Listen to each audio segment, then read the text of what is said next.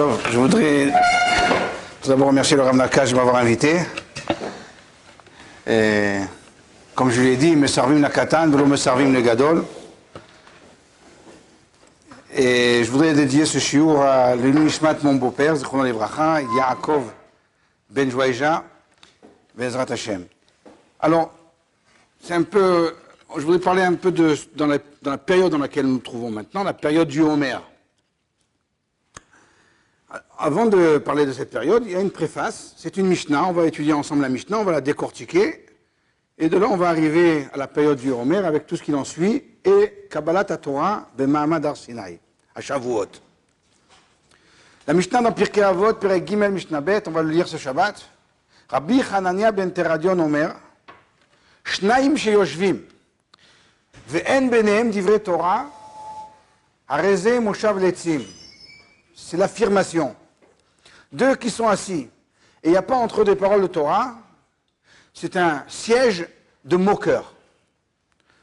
On a du mal à comprendre en quoi deux qui sont assis, ce sont des moqueurs. On n'a pas dit ce sont des letzanim, des rigolos. On a dit ce sont des moqueurs, des letzim. Comme si c'était pas shoot, on comprend la chose. Et on apporte un verset, c'est un verset où on a du mal à trouver une preuve de ce verset, chez Nehemar, ou Bemoshav letzim lo yashav. Pasuk dans Tehilim, premier chapitre, dans lequel David Ameler dit Ashrei ha'ish, asher lo halach, ba'atzat reshaim, b'derech hataim lo amad, ou Bemoshav letzim lo yashav. Ki im b'torat Hashem chevtso, b'torato yege yomam v'layla. Voilà les psukim. Où c'est que c'est marqué dans le pasuk dans Tehilim que Shnaim sheyoshvim ve'en benehem divrei Torah, hareze moshav letzim.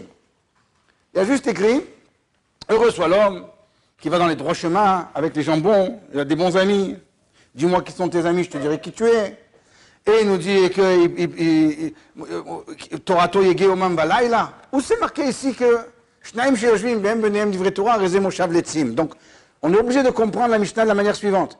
Il y a une logique qui nous manque pour l'instant. On va Bezrat Hashem la découvrir. Qui nous dit que Shnaim sheyoshvim ve'en benehem divrei Torah hareze moshav letzim. Ah, très bien, Hazak, vraiment, on m'avait rappelé.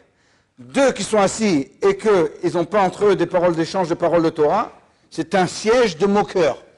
Et on apporte une preuve du verset, pas une preuve. Et donc le verset qui nous dit qu'il ne faut pas s'asseoir et siéger avec les moqueurs, il s'applique à ces personnes-là. Comment c'est Moshav Letzim? Première question. On continue la Mishnah. Aval. Shnaim sheyoshvim, veyesh benehem divrei Torah. Deux qui siègent et qui étudient la Torah ensemble. Eux, Shechina benehem. La Shechina, elle réside parmi eux. La Shechina, en français, providence divine. Mais ça ne veut rien dire. Alors, ça veut dire qu'il y a une kedusha qu'on ressent. Bref, il y a un Oda Biyuda sur ça. C'est quoi la Shechina? Alors, d'où on sait ça? Chez Nehemar, comme il est dit, on apporte un verset. Az, nidberu yireh Hashem ishel re'eu. Ce sera alors que les paroles de Torah seront parlées, les paroles d'Hachem seront parlées un avec l'autre, un avec son prochain. Az, nidberu yireh Hashem ishel re'eu. Et qu'est-ce qui va se passer? Vayakshev Hashem vayishma. Hashem, il écoute, il prend en considération. Après le verset,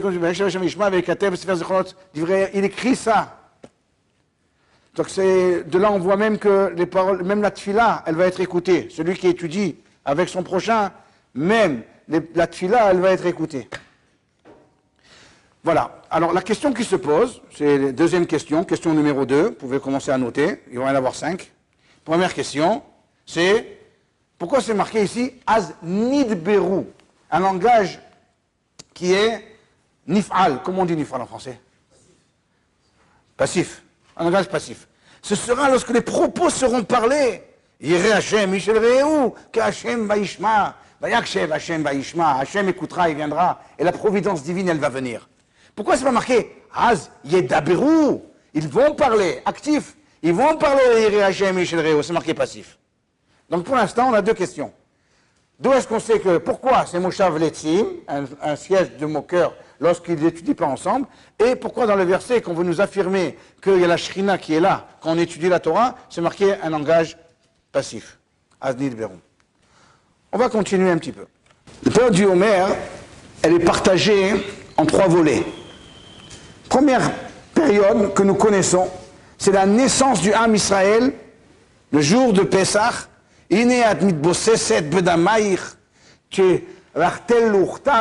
Le verset qu'on lit à Pesach aussi, il y a la traduction dans les Haggadot, vous regarderez. Voilà, tu es né, tu es toute sale, tu baignes dans ton sang, et tu as l'artel l'urtalt. Langé, tu n'as pas été langé. Et tu étais at erom vaerea, tu étais complètement dénudé de mitzvot. Et moi, je te suis dit, bedamai chayi, tu vas vivre grâce à ton sang. Ce sont les 2 sangs, le sang de la Brit Mila et le sang du Korban Pesach, que l'Am Israël va faire pour prendre naissance. Am Israël Naki, né, continue, il est sauvé. C'est une période d'ascension spirituelle extraordinaire. On a la Kriyat Yamsouf, l'ouverture de la mer Rouge, on a la Milchemet Amalek, on a la manne. On a, après, ça c'est la période de, on va dire, où elle commence à grandir. Le Ham Israël commence à grandir, comme le verset nous dit, Zacharti lach chesed neuraich avat kelulotaich lertech acharai bamidbar beret lo zerua. Je me suis rappelé, je me souviendrai toujours de cette période extraordinaire que tu étais encore jeune et tu es parti me suivre dans le désert. Le Ham Israël est parti dans le désert. Aller vers Hachem. Hachem prend en considération cette force de Emouna. Donc tu commences chesed neuraich, de ta jeunesse. On commence à s'approcher d'Hachem. Et on arrive à Matan Torah. Matan Torah, c'est quoi? Yom Hatunato ou Yom Simchat Libo. C'est quoi, Chazal? Le jour de Matan Torah. Le jour de Matan Torah, c'est la Chatuna du Ham Israël avec Akadosh Baruch Hu. Comme les Midrashim nous le font remarquer. Très bien, donc c'est une période vraiment extraordinaire d'ascension spirituelle que le Ham Israël est né, a grandi et s'est marié avec Hachem. Cette période a un deuxième volet, une deuxième face, qui curieusement n'a pas l'air d'être en rapport, mais elle va l'être. C'est une période où on apporte, à partir du lendemain de Pesach, un minhat à Homer, une offrande de Homer. Le Homer, c'est une mesure à peu près un peu plus qu'un demi-litre, de farine d'orge. On l'apporte au Beth Amikdash, on la balance, on l'offre au Beth Amikdash, et à partir de ce jour, on commence à compter Sfirat à Homer. On compte, Sfartem Lachem et Mahorat à Shabbat, Sheva Shabbatot et Memot Yena. On compte 49 jours, on arrive le 49e, le jour de Shavuot, on apporte Mincha Chadasha, une nouvelle offrande, cette fois-ci de Homer aussi, c'est une mesure qui va être de farine, mais cette fois-ci de blé. On va la balancer devant Hachem, etc. Et on aura fini, et grâce à ça d'ailleurs, la récolte elle est permise, parce que sinon la récolte elle est interdite, elle est Chadash. Chadash, Asur Min Torah. Donc, quand c'est que ça va être permis? Après que le Homer est apporté. Maintenant qu'on n'a plus le Homer, alors c'est le jour qui permet. Ça veut dire c'est le jour de Pes va permettre le Homer. La récolte qui va être récoltée. Ça veut dire la récolte qui est récoltée maintenant, elle est interdite. Elle est Chadash, Asur Min Torah. Cette période, là, je vous parle du Homer, elle est ici au milieu. On voit un hasard, peut-être un hasard, mais ça ne va pas l'être. Et ensuite, il y a un troisième volet, tristement connu, la mort tragique des élèves de Rabbi Akiva. Donc 12 000 pères, c'est marqué. 12 000 pères, c'est pas marqué 24 000. Les élèves, ils étaient 12 000 pères. C'est pas pour rien que Chazal, ils nous ont pas dit 24 000, ils nous ont dit Shtem Esrei élèves Zugot. D'élèves, il y avait, dans la yeshiva de Rabbi Akiva, de Kulam Metu, mi Pesach à Datseret, c'est la chante de la Gemara, de Pesach jusqu'à Shavuot. Alors nous, on dit que le Rov, il est mort de Pesach jusqu'à l'Akba Omer. Mais selon la Harizal, etc., il y a beaucoup de Sfaradim qui avaient l'habitude de faire comme ça. C'est depuis Pesach jusqu'à Shavuot, ils faisaient attention de ne pas se couper les cheveux. Pourquoi? Parce que c'est la Gemara Pashtout, mi Pesach Adatseret, c'était les jours dans lesquels sont morts les Talmidim de Rabbi Akiva. Pourquoi ils sont morts? Harizal nous dévoile le pourquoi des choses. Kamouvan, bien entendu. C'est Daka, Mina Daka, Aden Nivdak. C'est fin de fin, jusqu'à que nous, on ne peut même pas comprendre, puisque Rabbi Akiva, il n'a pas vu passer le coup. Donc ça veut dire que c'était fin. il y avait quelque chose qui s'est passé chez l'Onahagu Kavod Zebazé. Ils ne se sont pas respectés mutuellement. Voilà le Homer, dans lequel nous, on a l'habitude de prendre certains signes de deuil à cause de cette mort tragique des élèves de Rabbi Akiva. Alors, cette période extraordinaire d'ascension spirituelle, dans laquelle on apporte des minachot, des offrandes, elle a été entachée par la mort des élèves de Rabbi Akiva. Est-ce qu'il y a ici un lien entre ces trois choses, ces trois éléments que je viens de citer tout à l'heure, ou bien c'est complètement déconnecté, c'est un hasard des faits que ça arrive au même moment? Certainement que non, on va le voir tout de suite. Donc, question numéro 3, est-ce qu'il y a un rapport entre les trois événements de la période du Homer? Question numéro 4, la raison pourquoi on fait la Sphirata Homer. Pourquoi on compte le Homer? Je ne sais pas qu'est-ce que vous avez entendu, mais il y a un sefer qui s'appelle Sefer HaChinuch, Mitzvah Shinvav. Il nous écrit pourquoi on compte le Homer. Il nous écrit le fi shekol ikaran shel Israël eno et la Torah. Puisque l'essentiel du Ham Israël, c'est la Torah. Ça veut dire, le Ham Israël sans la Torah, ça n'intéresse plus personne. Ikaran shel Israël eno et la Torah. Et c'est pour ça qu'on est sorti d'Égypte. La raison essentielle pourquoi nous sommes sortis d'Égypte, c'est pour recevoir la Torah au Har Sinaï. D'ailleurs, Moshe dit à Paro, Shelach et Ami, Veyarabdouni. Il y avait 30 ans, il y avait des billets ici, je ne sais pas si vous avez vu, de 50 shekels, c'est marqué dessus. Shalach et Ami, 3 petits points. On a oublié le Veyarabdouni, comme par hasard. Mais dans le Passouk, si on regarde le Passouk, c'est marqué Shalach et Ami, Veyarabdouni. Et si vous allez me dire non, ils ont fait attention pour pas qu'il y ait Hiyuv de Gniza, parce que Hiyuv de Gniza à partir de 3 mots, là, si bas. Im tagidou et c'est gam non nachon, parce que dès que c'est un lachon de tzivouy, Shalach et Ami, c'est un tzivouy. Dès qu'il y a un tzivouy, Shema Israël, 2 mots de la Torah, c'est Chayav Gniza. Donc, c'est pas pour ça qu'ils ont oublié qu'ils ont mis 3 petits points. 3 petits points, c'est Shalach et Ami, ve Yahasu Mengel, au bord de la mer, à Ashkelon. Et ça, c'est ce que les gens ils veulent nous faire croire. Nous, on sait que Shalach et Ami, c'est Veyarabdouni. Et que le makom de cette avoda qu'on a, le baït de la Khatouna, qu'on est mitraten avec Akadosh Baruch Hu, c'est en Eretz Israël. C'est là où on est Mekayem et Mitzvot. Et donc, il nous dit le Rav le Chinuch, que dès Sheyekablu à Torah Bessinaï, c'est ça le but. Veyekaimua. Ou mipneken nistavinu limenot et ayamim. C'est pour ça qu'on a l'obligation de compter les jours.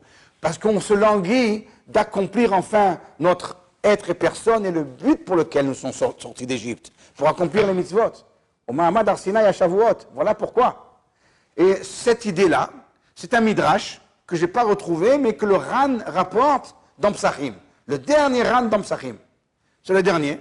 Il rapporte un midrash extraordinaire que Moshe Rabbeinu a dit au Bnei Israël, on sort d'ici, ça y est, on va partir, on va servir et Hashem. Ils lui ont dit, Mataïte Avodazu, c'est quand qu'on va servir à Kadosh Baruch Hu? Il leur a dit à Shavuot, on va devoir travailler pour Shavuot, on va la recevoir. Alors ils ont compté les Bnei Israël tous les jours pour arriver le jour de Shavuot. Voilà l'idée de Sfirat HaOmer. Et là, je vous pose une question, ça va être la numéro 4. Si c'est comme ça, pourquoi on appelle alors Sfirat HaOmer, qui est en rapport avec la Minchat HaOmer, l'offrande du Homer? On aurait dû appeler ça comment? Sfirat HaTorah, Sfirat HaKabbalah, Sfirat HaKiyum. Pourquoi on appelle ça Sfirat HaOmer? Quel rapport entre Sfirat HaOmer et Sfirat HaTorah, puisque c'est pour Matan Torah? Question pshuta. 5e et dernière question, on y va. La Torah nous dit Anochi Hashem Elokecha, Asher Otzeticha Me'eretz Mitzrayim. Les Rishonim posent la question. Et c'est une mechilta. Pourquoi dire Anochi Hashem Elokecha, Asher Otzeticha Me'eretz Mitzrayim? Dis-moi Anochi Hashem Elokecha. C'est tout, c'est bon. Non, Asher Otzeticha Me'eretz Mitzrayim. Pourquoi commencer la Torah par la création du monde, et avec toute l'histoire, et avec la sortie d'Égypte, et me raconter tout ça pour arriver enfin, Parashat Yitro, arriver à quelque chose qui va me dire Anochi Hashem Lokecha, Asher Otzeticha Meret Mitzrayim. On aurait dû commencer directement la Seret Adibrot, Anochi Hashem Elokecha. Et pas nous raconter des histoires depuis Bereshit Bara Elokim. Si tu veux, après tu me raconteras Bereshit Bara Elokim, c'est intéressant de savoir qui tu es, toi, Elokim, mais pas au début. C'est la question que les Rishonim posent, et le Mechinta Baruch Hashem elle la pose aussi, de Rabbi Ishmael, dans Parashat Yitro. Elle pose la question. Et là, on va rentrer dans les réponses pour toutes les questions qu'on a posées. Alors j'imagine qu'on va devoir reprendre les 5 questions. D'accord ou pas? On les reprend. Alors on y va. Première question. On y va. Faire travailler la tête.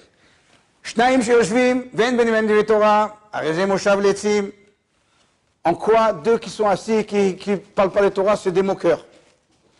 Et deux qui s'assoient et qui étudient la Torah, la Shrina allait avec eux. Comme c'est marqué, Azni de Verou. C'est alors où les propos seront parlés. Pourquoi c'est marqué au passif? Troisième question. Nidberu. Nidberu, Nidbar. La chose a été parlée.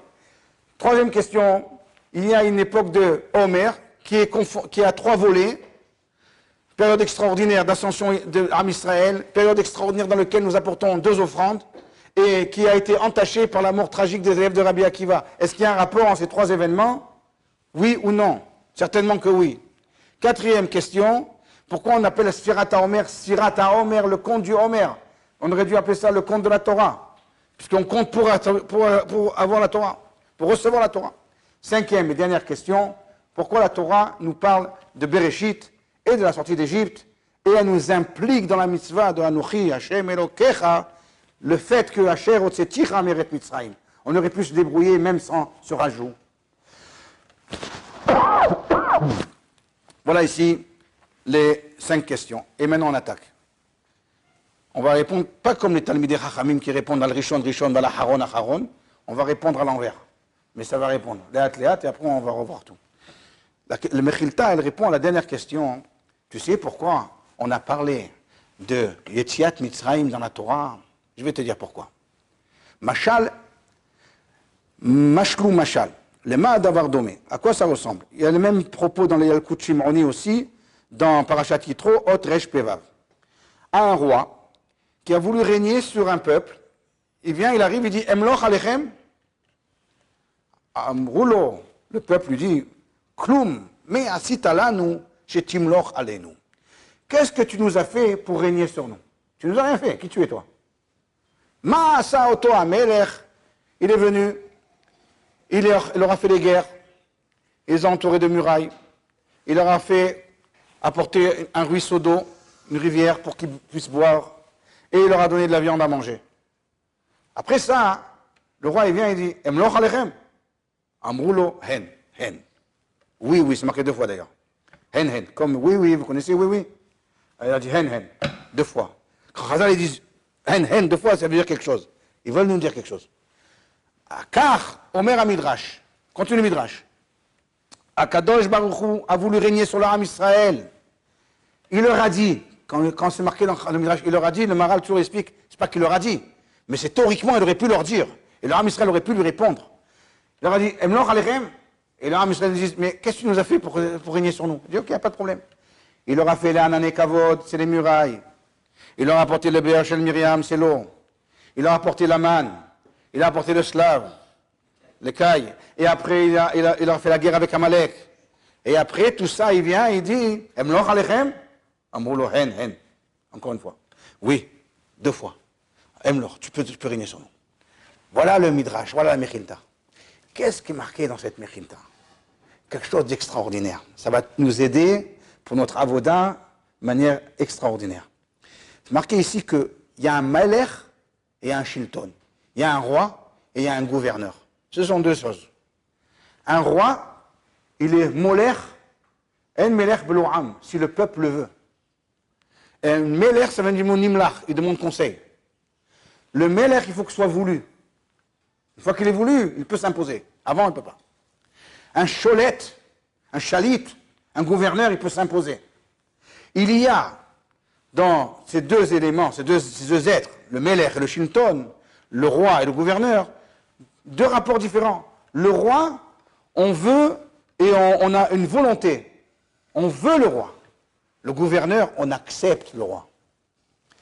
Quand Kadosh Baruch Hu, il vient nous ordonner quelque chose, il veut nous donner des mitzvot, il y a 2 façons d'accepter le Matan Torah à Har Sinaï. On peut vouloir et on peut accepter, comme une fatalité. Il y en a qui acceptent qu'ils sont juifs. Bon, je suis juif, je suis juif, il faut faire les mitzvot, sinon après il y a le guénome et tout, on m'a fait peur et tout. Alors, ça c'est Voilà, ça c'est un Shilton. Akadosh Baruch Hu n'a pas voulu ça. C'est pas ça qu'il veut, Akadosh Baruch Hu. Si quelqu'un il fait la Avodat Hashem comme ça, imaginez-vous, mettez-vous 2 secondes à la place du bon Dieu et que tu sais que celui qui fait les mitzvot, il a juste peur du Guéhinom. C'est pas ce que j'ai voulu. Je veux être roi sur vous. Je veux que vous acceptez, pas que vous acceptez, pardon, je veux que vous vouliez, avec volonté, pas accepter comme une fatalité, mais vouloir faire ma volonté. Comment on peut susciter la volonté? Le Midrash nous explique, avec la Hakarat Hatov, avec la reconnaissance de dette. Le fait qu'on soit reconnaissant envers les bienfaits que quelqu'un nous fait, à Kadosh Baruch Hu entre autres, ici, ça va faire qu'on est volontiers venant pour venir et faire les mitzvot. On veut faire les mitzvot d'Hachem, parce qu'on a une dette de Hakarat Hatov. En 2 mots, si quelqu'un m'a prêté de l'argent et qui me demande de lui rendre, même si c'est 1000 shekels, je vais lui donner parce que j'ai une dette envers lui. Mais si quelqu'un me demande un cadeau, il me demande 100 shekels en cadeau, j'ai déjà plus de mal. Surtout si je suis écossais. Donc pourquoi? Parce qu'on a du mal à quoi? À donner. Quand je ne dois pas, mais la reconnaissance de dette, elle fait qu'on a plus de facilité. Si tu prends en conscience, il nous dit Rabbi Ishmael, de Rabbi Ishmael, des bienfaits qu'Hachem il t'a fait, eh bien, tu vas arriver facilement à recevoir la Torah. Voilà pourquoi la Torah, elle nous dit Anochi Hashem Elokecha, s'arrête pas là. Asher otzeticha meret Mitzrayim. C'est moi qui crée le ciel et la terre. C'est moi qui t'ai donné à boire et à manger. Et maintenant, tu es là, tu as une reconnaissance de dette, maintenant tu es au pied du Har Sinaï, c'est tout à fait une autre chose. C'est tout à fait autre chose, c'est une meler, c'est la malchoute, c'est une khatouna, c'est un mariage. Pas du tout un shilton, un chalit, un gouverneur, ou un dictateur, ou un despote, du tout. C'est quelqu'un pour qui je veux faire sa volonté, parce qu'il m'a fait des choses. Voilà le Midrash.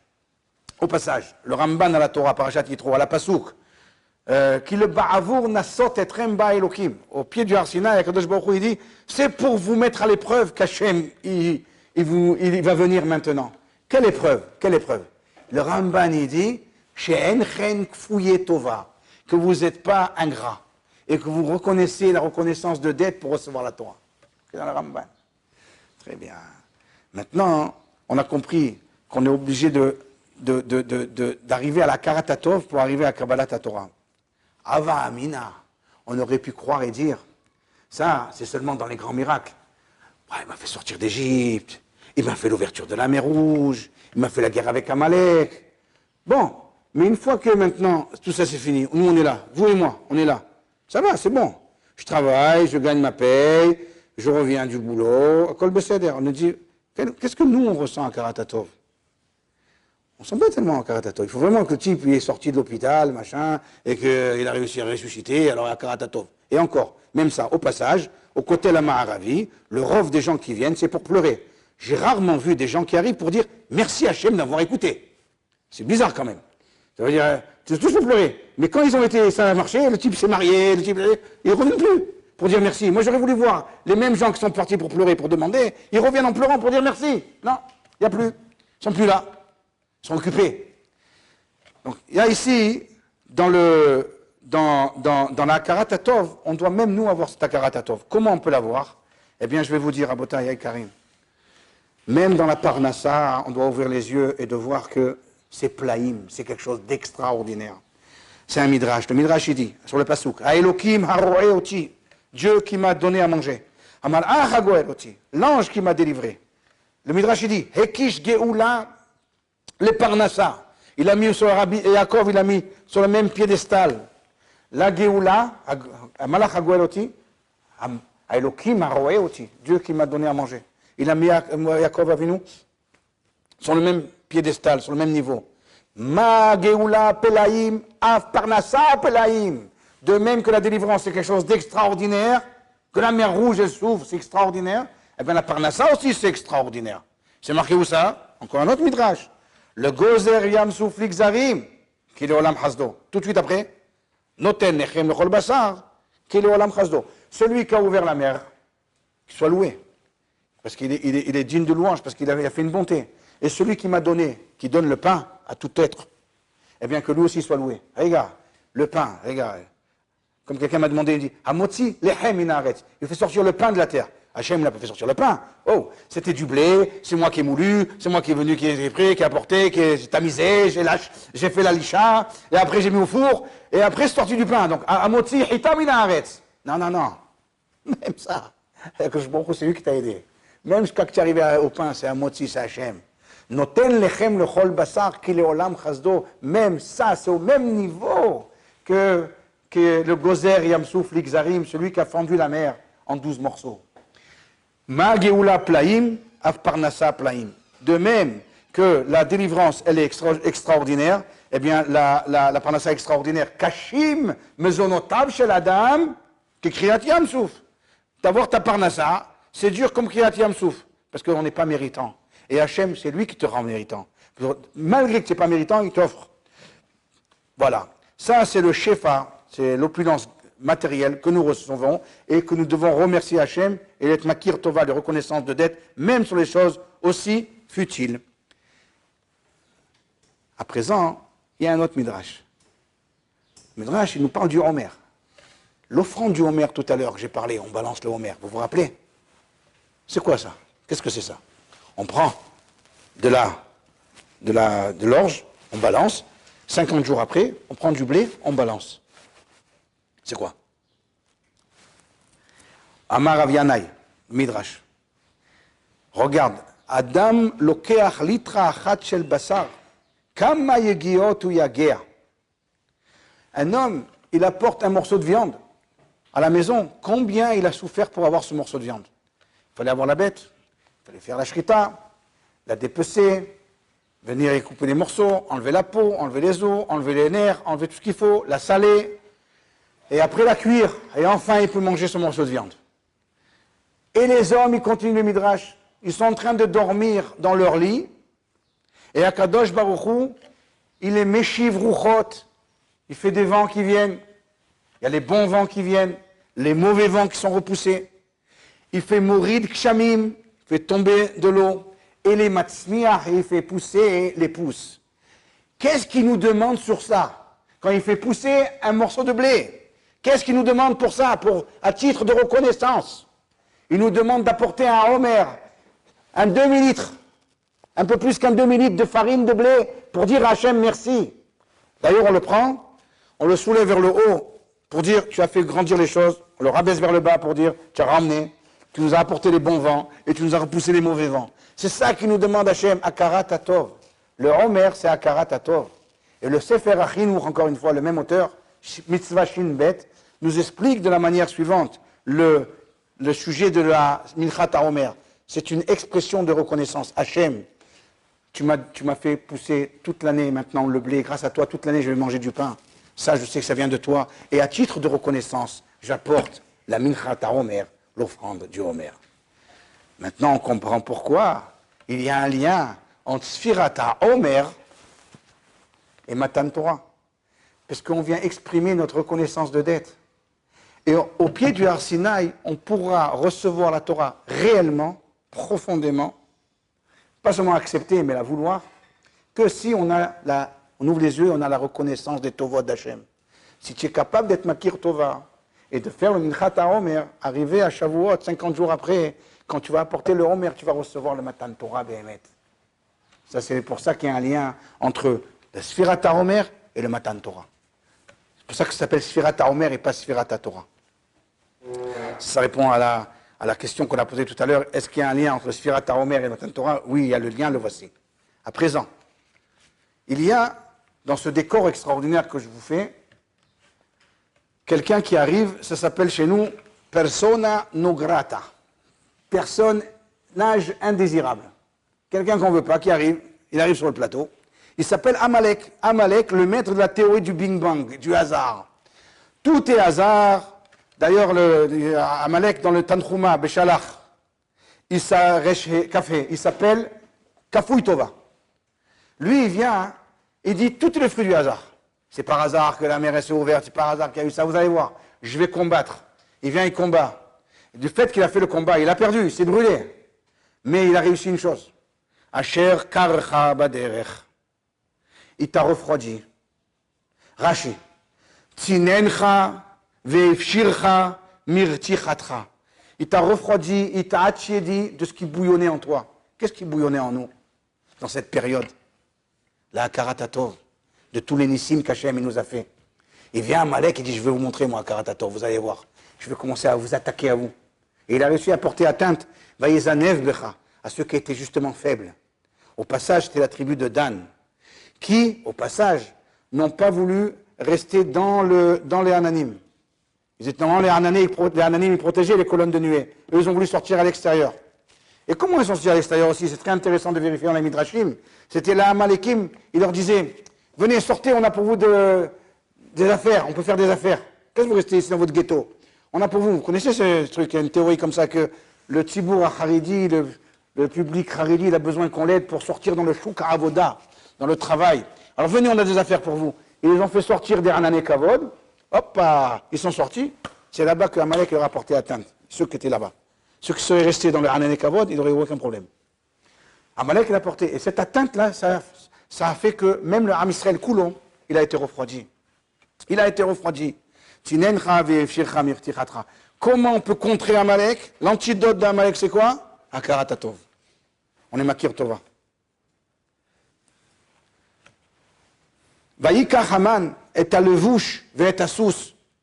Vayarkivé ou la sous. Vous vous rappelez? La Megillat Esther, Haman, il a pris Mordechai, il a fait monter sur le cheval. Mais la Gemara, dans ma Sechet Megillah, Daftet Zayin, Amoud Aleph, elle nous explique exactement comment ça s'est passé. Il est arrivé Haman dans le Beth Midrash. Qu'est-ce qu'il faisait Mordechai? Il étudiait. Il leur dit, Bemaya, ce qui est tout? Qu'est-ce que vous étudiez?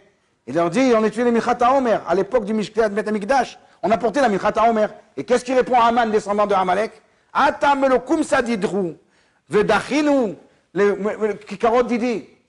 Votre Omer, il a repoussé tout ce que moi j'ai fait, avec tout ce que j'ai payé à Hachvérosh. C'est-à-dire qu'ici, c'est marqué dans la Gemara entre les lignes, que la Karat Tov qu'on a envers Akadosh Baruch Hu, elle repousse Amalek. Toujours être Makir Tova, être toujours dans la Reticha, de la Karat Tov, on va tout ce qu'Hachem nous donne. Et là, Amalek, il vient et il est repoussé. Comment l'homme, il arrive à repousser la Karat Tov? Qu'est-ce qui fait que la Karat Tov, on n'est pas reconnaissant envers les bienfaits que les gens nous font? Ça commence par les gens, ça termine par avec Hachem. Tout celui qui ne reconnaît pas les bienfaits de son prochain, il ne reconnaîtra pas en fait les bienfaits d'Hachem. Comment ça commence? Il y a une chose, ça s'appelle la moquerie, la letzanout, la moquerie. On se moque de ce que l'autre nous fait. On se moque dans le sens où on ne donne pas le poids exact. Parce qu'on a plein de tiroutsim, je vous les donnerai après. Pourquoi il me fait ça? Parce qu'il attend de moi quelque chose. Pourquoi il me fait ça? Parce que de toute façon, il était obligé. C'est des raisonnements qui sont faux selon la Torah. On est mitlotzet de ce qu'on reçoit. À Kadosh Baruch Hu, ça va, il a ouvert la mer. Ça va, il m'a donné la parnassa, mais j'ai travaillé quand même. Oh, j'ai travaillé 8 heures. J'ai une fiche de paie en plus. Alors, oui, c'est vrai, mais qui t'a donné un cœur pour travailler, des mains pour travailler? C'est lui qui t'a donné. Tu veux voir des gens que je te montre maintenant, des gens qui ne peuvent plus travailler et qui avaient des grosses fiches de paie? J'en ai connu plein. J'en ai connu plein. Ça, cette Hakarat Tov, elle est repoussée par la Letzanout. Qui c'est qui s'appelait Letzan? Amalek. Yishma Yitro. Yitro, il a entendu. Ouba, il est venu. Ma'ashmo Hashama. Ouba, il a entendu Kriyat Yamsouf. Waouh. Et Milchemet Amalek. Il a vu Amalek, il est fou celui-là. Il a après Kriyat Yamsouf, il vient, il combat encore. Il est malade. Il a écouté le din et Midrash al Zeneemar. Sur eux, il est dit Let's take, le moqueur, tu frapperas. Zé Amalek. Ou petit Yaharim. Et celui qui était bête, il devient intelligent, c'est Yitro. La Shmoua, qu'il a entendu Yitro, il a pris en considération, il est venu se convertir. Amalek, il s'est moqué. Il s'est moqué, ouais, c'est le truc de hasard. Vous connaissez l'histoire du hasard, que la mer elle s'ouvre et tout ça. Genre que c'est avec des marées. Un jour, il y avait quelqu'un, un professeur dans une école ici en Israël, il a dit, vous connaissez quel miracle? Il dit, ah ben, la mer qui s'est ouverte. Alors il a dit, non, c'est pas un miracle, c'est la marée qui s'est ouverte. Amalek, lui qui s'ouvre. Amalek, encore y arrivé, dans l'école. Alors il y a un élève qui dit, mais il y a quand même un grand miracle quand même. Et il dit, quoi, c'est quoi le miracle? Il dit, ils sont forts quand même, les Égyptiens, pour se noyer dans une marée aussi basse. Bref. Maintenant, nous, on doit voir que Amalek, il s'est moqué, il s'appelle Letz, et nous, on doit écouter, on doit prendre en considération. Maintenant, on va voir le rapport avec les élèves de Rabbi Akiva. On s'est posé la question, pourquoi les élèves de Rabbi Akiva? On ne s'est pas posé, mais Ils sont morts dans cette période-là. Si les élèves de Rabbi Akiva, ils ne se respectaient pas, non nagu kavod zebazé, c'était certainement toute l'année, ce n'était pas que dans cette période. Et Hachem a choisi de les punir dans cette période. Il aurait dû choisir Hachem, s'il m'avait demandé conseil, à un autre moment. Shvasar Betamuz, Tisha B'Av, Chodesh Av, Elul. Qui sont venus maintenant, pourquoi maintenant ici, dans cette période-là? Il y a ici un lien. Parce que les élèves de Rabbi Akiva, l'ona agu kavod zebazé, pourquoi on ne respecte pas quelqu'un? Parce qu'on se moque de ce qu'il nous donne. On se moque de ce qu'il nous offre. Quand tu ne respectes pas celui qui vient et qui t'offre quelque chose, donc tu te moques. Si tu te moques, la letzanout, se moquer, c'est exactement le contraire de Matan Torah. Donc vous ne pouvez pas accéder à Shavuot. Hachem va les punir d'Afka à ce moment-là. Parce que c'est un moment de Hakarat Hatov. C'est un moment où on doit travailler la reconnaissance de dette envers autrui. Et c'est pour ça qu'ils ont été punis d'Afka à cette époque. Maintenant, on comprend donc maintenant le rapport, encore une fois, avec le Homer, la période extraordinaire de Ham Israël, mais en même temps avec le fait que cette période a été entachée par la mort tragique des élèves de Rabbi Akiva, parce qu'ils sont morts à cause du manque de Hakarat Hatov. Enfin, maintenant, on revient à notre Mishnah, et vous allez voir comment ça va être compréhensible. Shnayim sheyoshvim, ils sont deux assis. Ve'en benehem divrei Torah. Il n'y a pas entre eux des propos de Torah. Il dit le Tiferet Israël, au nom du Midrash Shmuel. Ils étudient la Torah. Chas v'shalom, c'est pas des batlanim. Moi, j'aurais dû dire Moshav batlanim, ils n'étudient pas. Non, ils étudient. Chacun étudie de son côté. Mais en benehem divrei Torah, il n'y a pas d'échange. Pourquoi il n'y a pas d'échange? Est-ce que moi, je vais lui dire à lui, qu'est-ce qu'il va me dire, lui? Qu'est-ce qu'il va me dire? Il va me dire une réponse à ma question. Donc tu te moques. Et l'autre, il ne vient pas chez toi non plus. Pourquoi est-ce que ça veut dire, ça va? Qu'est-ce qu'il va me raconter? Donc qu'est-ce qui se sortira après, à partir d'un moment? Sortira que chacun étudie dans son coin. Ça, en lecha letzanut gdola mizu. Ça, c'est la moquerie. Tu te moques de l'autre. On peut poser des questions à des gens qui sont complètement, des fois, j'ai vu, pas dans la sougia, je lui pose, mais tellement extérieur qu'ils donnent la réponse. Et il y a des gens qui sont simplés, qui donnent des super réponses. Et c'est comme ça que je beaucoup a donné le chélek à la Torah à chacun. Et pourquoi tu te moques? Et même si tu as donné une bêtise, réfléchis à la bêtise, peut-être que de ça tu vas pouvoir arriver après à quelque chose d'autre. Mais là, pourquoi se moquer? Le fait de ne pas vouloir parler avec autrui, en benehem divrei Torah, c'est moshav letzim. Et là, sur eux, on plaque le verset, moshav letzim lo yashav. Il ne faut pas être comme ça. Il ne faut pas être comme ça. Mais, écoutez bien maintenant, shnaim sheyoshvim, veyesh benehem divrei Torah. Ils parlent entre eux de Torah. La Shrina, elle est avec eux. Mais ce n'est pas seulement qu'ils parlent. Il y en a qui parlent. Ils ne veulent que parler. Ils ne laissent pas l'autre. Azni de Verou. Les propos de Torah seront parlés. Pirouche au passif. C'est que, c'est pas grave si c'est moi qui dis la réponse, c'est toi qui as dit. L'essentiel, il vous pose une question. Il vous dire une réponse. À la place de venir au vol, déjà de l'arrêter en plein milieu, essaye de l'aider. Azni de Verou. Essaye de l'aider pour voir. J'essaie d'aller dans ton sens, j'essaie d'aller dans ton sens. Pour essayer, boum, une réponse à la question. Ou bien, j'essaie de l'aider pour comprendre sa question, et je vais dans son sens, et la question, elle vient avec toute sa beauté. Ça, c'est les paroles de Torah Nidberu. Parce que je n'ai pas peur d'être reconnaissant envers toi. Je n'ai pas peur d'être reconnaissant sur ta question ou sur ta réponse. Ça s'appelle que le propos de Torah, il sort de nous. Ce n'est pas que deux qui parlent, et c'est un langage de sourds. Moi je parle, moi je parle. Il faut faire hyper attention quand on fait Chavruta, et surtout quand on est habitué à lire tout le temps. L'autre il parle, on écoute, il dit à moitié d'amour, tac. Regarde, il faut s'habituer. Je vous donne un conseil. Habituez-vous. Quand quelqu'un il a posé une question, même si vous croyez que vous l'avez compris, des fois c'est vrai, des fois c'est vrai, répétez la question. Un, ça va vous aider à vous. Deux, ça va l'aider à lui qui voit qu'il a été compris. Et après, une fois que vous répétez la question, des fois la bouche route, la réponse elle vient. Mais nous, on peut être comme ça, parce qu'on n'a pas envie de... Non, c'est question... Ah, c'est pas ça, c'est pas comme ça qu'on étudie. C'est l'ordre de la Torah. Il pose la question, je dis, regarde, qu'est-ce que tu as posé comme question? Je répète, c'est ça que tu as voulu poser? Oui, ah, d'accord. J'ai la réponse ou j'ai pas la réponse? Et comment je vais dire la réponse? Non, mais on peut répondre comme ça. Je n'ai même pas commencé à dire le début qui m'a déjà coupé en plein milieu. Ça, c'est un manque de Hakarat Hatov. Parce qu'au fond, tu n'as pas envie d'être Makir Tova. Un manque, c'est une letzanout. Au fond, il y a un Achouz Katan, Dak Minadak, qui est de moquerie. C'est pas que la moquerie, je fais c'est pas ça. Ça, c'est dans les bistrots trucs, là, au coin de. Et les types d'attrait. On n'est pas là.